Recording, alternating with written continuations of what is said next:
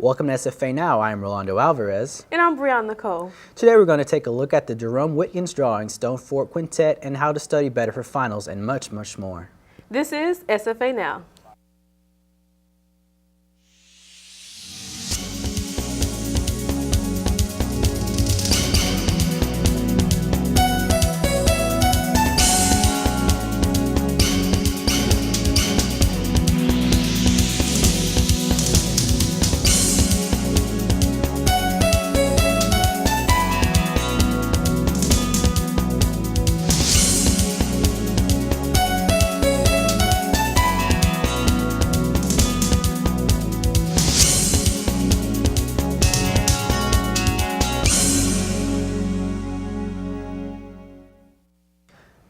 Hello Nacogdoches, and thank you for joining us today.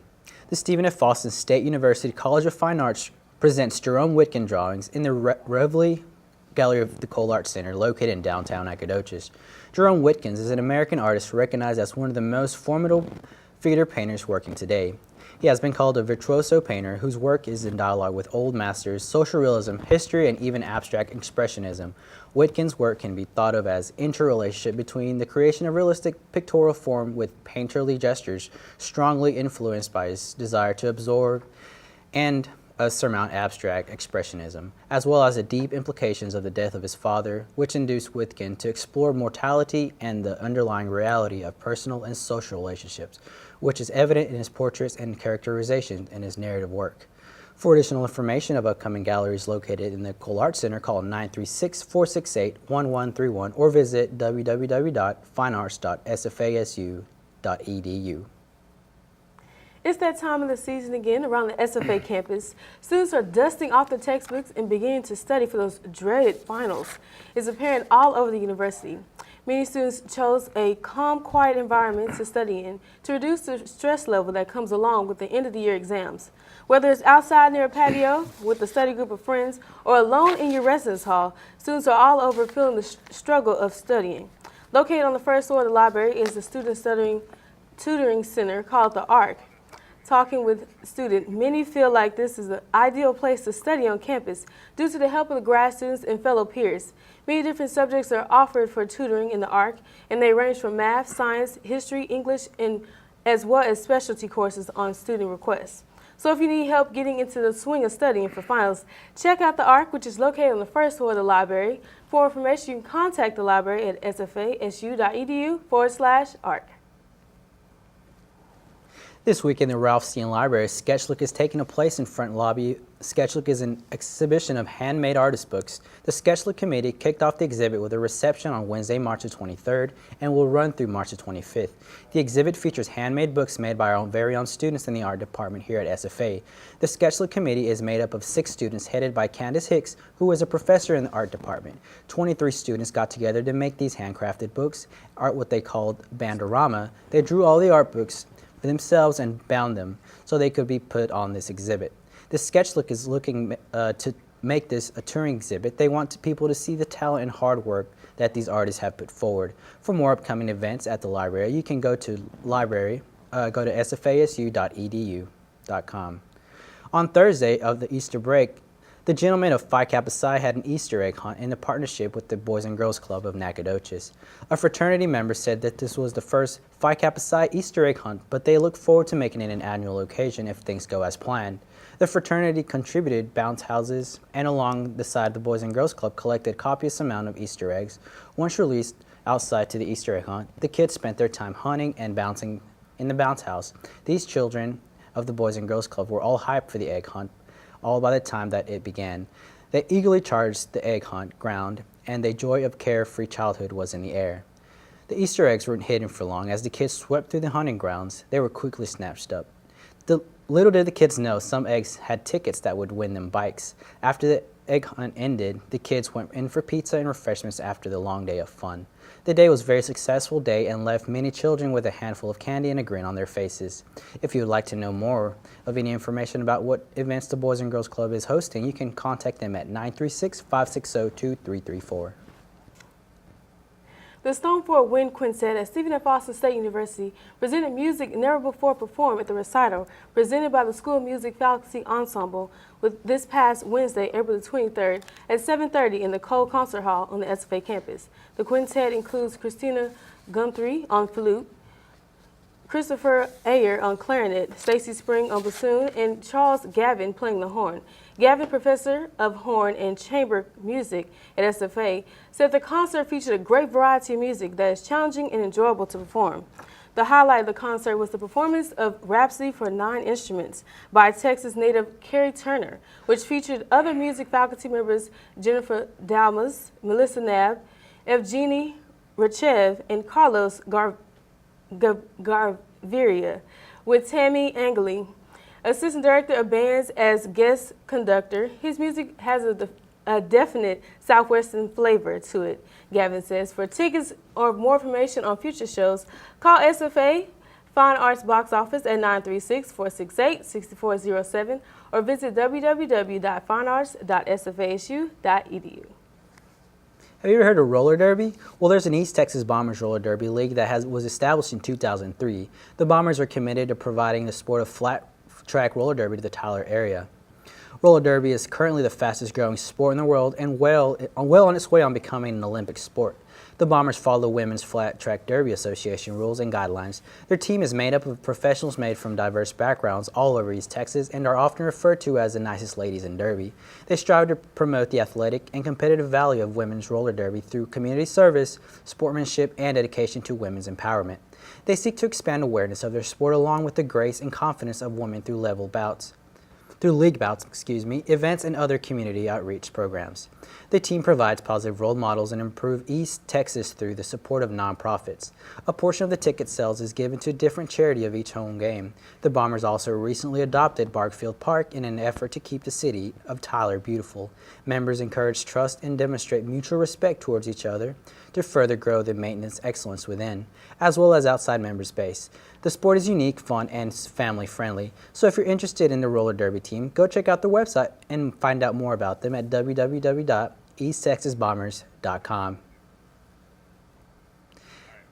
Yeah, so we actually got a chance to go to the derby. So how was that experience for you? It was a lot different than I thought it was. The women were very, very aggressive. Yeah, I mean, when you hear women's sports, it's that aggressive, so yeah. Let's check it out. Bring it. If you have any other interesting stories, be sure to let us know and comment on our Facebook page at www.facebook.com/SFA Now.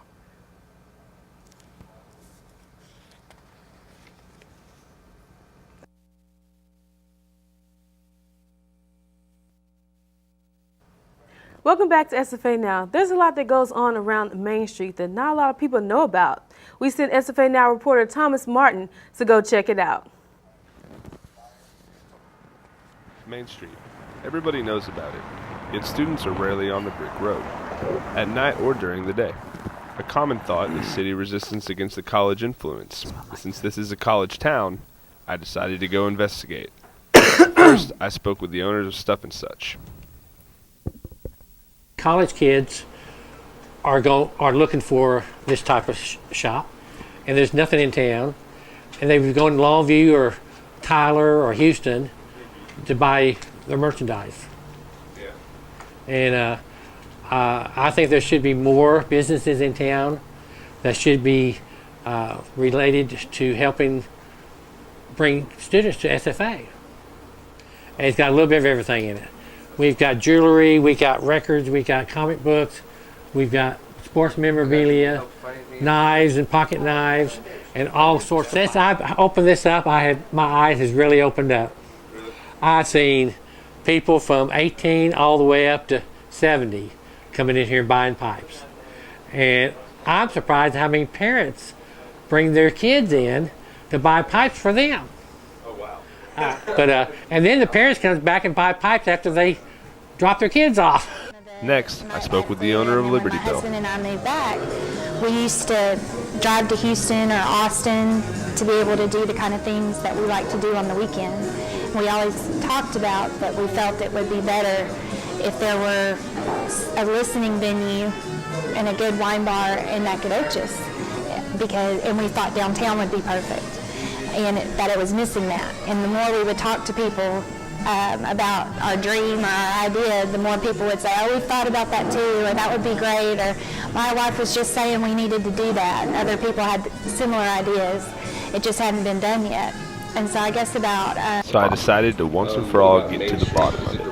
I'm the Main Street Director. I've been the Main Street Director since I started with the city in April of '08. And then last year in 2012, I was promoted to Communications Director as well. And I think, for a long time there's been a stigma in East Texas that people don't want alcohol-related businesses. And we've heard that a lot. We don't find that to be true. Since I've been with the city, we've done 3 different alcohol variance ordinance amendment type things, and haven't had any major pushback. We just passed the local option liquor election this past fall, which changes the way that clubs and bars sell alcohol.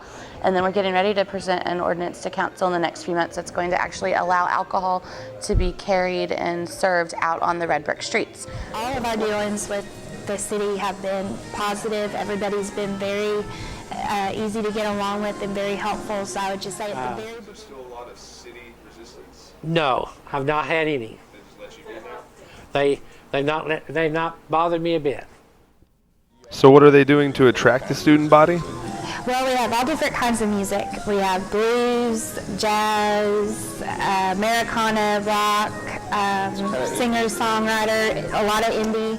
We have a raffle every 2 months where they can either get store credit or they win an item that we put on raffle. And then we also have store credit for people. We take in clothing for the missionary trip that I'm involved in. We take used CDs, DVDs, records, and comics, so the students can get store credit for. So how has the economy treated them? We have plans and are looking at another building ourselves to put in something that would complement this on Main Street, and I'm not sure when that might happen. We're trying to get through our first year here and see how things are going here before we take on another project. Oh yes, when I opened up a year ago, we opened up with 2 cases, and now we have got 15 cases, and we're adding new stuff every day. So what suggestions would there be No, for an aspiring not business owner? A lot of development. We send out a lot of information on marketing and business tactics via email. We've got a very active marketing program. We have brochures and co-op ads that we place all the time for our downtown businesses. And so it's not very often that you get someone that's just dedicated to you and your fellow neighbors that are in business on Main Street. So that's what we're here for. We're here to promote and grow our existing businesses and then recruit new businesses and make sure they're successful. It appears there aren't many problems, just misconceptions. For Channel 2, I'm Thomas Martin. If you would like to know more about any of the stores located on Main Street, you can go to www.facebook.com/downtown. Do you have trouble studying or need help with any kind of homework? If so, SFA provides an excellent source in a library called the AARC to help students in need. Here's Alex Bellini with the story. Universities everywhere are always striving to find better ways to help their students learn and study. SFA in particular has an academic assistant and resource center, also known as the ARC. The ARC is a place where students can get the help they need for any subject. We were able to talk to one of the ARC's tutors, Stephen Matheny, to give us more description on how everything works. Well, the ARC is a place where students can come to get free tutoring, and it's located in the library. As soon as you walk in, it's right there on the right through the clear glass doors. You come in and you ask the front desk for help.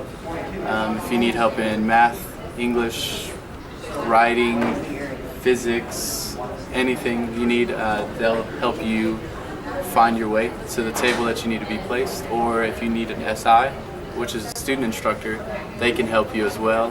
It's more individualized so that the students can get almost as if it's like a classroom experience. There are different ways you can approach the ARC. You can sign up to have an SI tutor, or you can just go to a simple walk-in tutor where Mr. Matheny works at and just get guidance on homework or just other tests that you have coming up. I am a math tutor, so what I do is I work at the math walk-in table. It's open until 8, from 1 to 8 every day, and we're here. You can just sit down, open your books, do your homework. It's a quiet place to do your homework, and if you get stuck on a problem, we're here to just help you get further past that problem. Every tutor is hired based on the classes that they have taken before. They need to make an A in those classes so they know what they're talking about, and they can help you with specifically your needs in that class. So if you're looking for anybody to help you with any kind of homework or study, you can go visit the ARC on the first floor of the library. I'm Alex Bellini, reporting for SFA Now. Here on the SFA campus, a lot of people don't have much insight on what the Stone Fort Museum consists of. We were able to send one of our reporters to get more information on the museum. Here's Kaylee Masters with the story. Pass by the Stone Fort Museum every day, but may not know the history behind it. Stone Fort Museum actually is a replica of the Stone Fort. It was originally built in 1788 by Antonio Gillibarbo. It was there until about 1902. It got torn down. This is actually not the real building. These are the stones from the original building, but nothing else remains. It was originally on the corner of Main Street in Fredonia, and when it was torn down, it was rebuilt for the Texas Centennial Project, and the Cum Concilio group helped and gave the stones. And it was rebuilt in 1936. And then from there on, it's been a museum. New artifacts every year, the Stone Fort Museum is worth a visit. This is Kaylee Masters for SFA Now. Well, that does it today for this segment. If you have any interesting ideas, go visit our Facebook website at www.facebook.com/SFAnow.com. When we come back, we will sit down with former regional Golden Glove champion, Curtis Hightower, so don't go anywhere.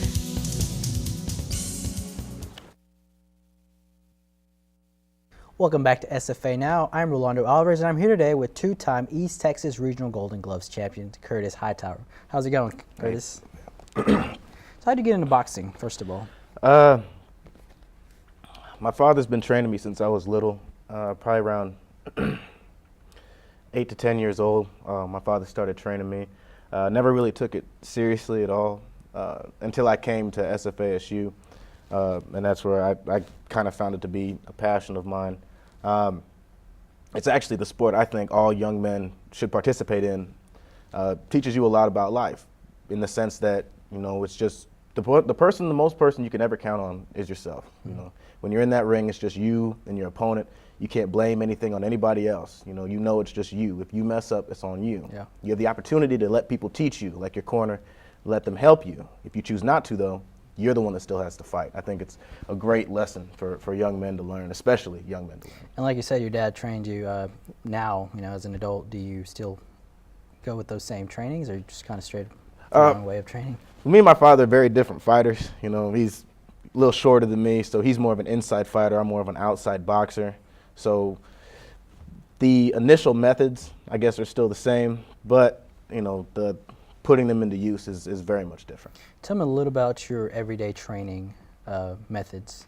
Well, when you're training for boxing, you need to be, quick. You need to, have power and strength without losing speed. Yeah. So usually heavy weightlifting is out. More or less you want to do like push-ups, sit-ups, things like that. Running, cardio is a must. 2 to 3 miles about a day. Heavy bag training, using the focus mitts, shadow boxing, making sure that your form is on point, making sure that you feel crisp at the way that you're throwing your punches. The term shadow boxing just really stands out, so I'd like you to demonstrate a little bit what shadow boxing is. Sure, why not? Mike.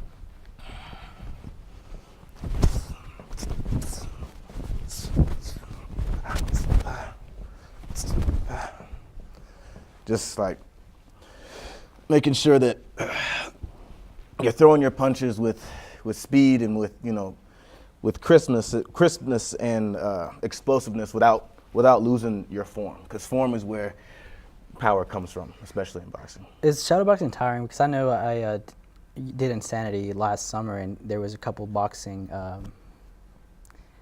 punches in there, and it was actually like we had to get low and throw a couple of punches. It was actually really tiring to me. So I don't know if it'd be the same to you. Insanity boxing and boxing are two completely different things. When you start getting in the conditioning for working out with boxing and doing the boxing workouts, especially when you're getting ready for a fight or something like that, a lot of those things don't necessarily become tiring, they become routine. Like I haven't, seriously trained to lose weight or for an actual fight in quite some time, and I can spar about 6-7 rounds right now, and that's just from building the foundation of boxing, conditioning. And from my understanding, there used to be a boxing club here at SFA, and from what I hear, it's not there anymore. So just tell me a little bit about that. Well, the boxing club at SFASU, it started out with Oscar Morales as its president, Ivan Zubieta, Chris Gonzalez, and Malcolm Ricinos, and Cody Lindsay as well, aside with myself. That was the boxing club here in SFASU. We had a few other people join, Dwayne McCarthy, Rashard Price, other fighters joined in. But Oscar ended up leaving, our president left. Some people would come in, want to box, but not pay their dues, and things just kind of petered out, I actually know Malcolm. We played soccer together. And you were speaking of, your East Texas Regional Champion. Tell me about that competition and that, final battle to make you the champion. The first time the final battle took place against Cody Lindsay. It was crazy. It was it wasn't an entertaining fight, I guess you could say, but it was a very strategic fight. It was to be honest, it could have been thrown up either way. Like, it was a very, very, very close competitive fight, but I actually had to fight a guy from my own stable for it. So it was a little nerve-wracking. But being the champion was insane. It was great. It's just an amazing feeling knowing you worked so hard for something and knowing that you're actually able to go in there and be chosen as the better fighter between two men. It's a crazy experience. You're talking about how it wasn't that entertaining. What makes a boxing match entertaining? Styles make fights. Styles make fights. It's the big reason why Manny Pacquiao and Juan Manuel Marquez will fight each other all the time. People love it. Styles make fights. A big reason why people don't like the way Floyd Mayweather fights. Sometimes they feel like he fights too conservatively or something like that. Right. But he's a very defensive fighter. He's not a fighter that likes to take risks. People love to see fighters that take risks. And in the fight between me and Cody, we did not take very many risks at all. Because I knew one punch from him could probably end it. And if I got one combination off, I could be 1 point ahead of him. Yeah, and briefly, just kind of tell me about your long-term goals in your boxing career. Long term, I want to incorporate boxing. I'd like to incorporate boxing into the NCAA. I feel like boxing is a sport that should be appreciated from its history. Oh. Many kids, when they grow up fighting and they end up fighting professionally, that's all they know how to do. To actually have a fighter, a student athlete fighter, come to a school, come to college, and actually, have an education and say, I know how to box. I am very good at this, but you don't have to just do this. I feel like that would be something that's very, very important that is overlooked. Yeah, well, I wish you the best of luck in your, boxing career, but thank you for coming on. And well, that is it for SFA Now. Thank you so much for watching. I'm Rolando Alvarez, and this is SFA Now. Stay classy, Nacogdoches.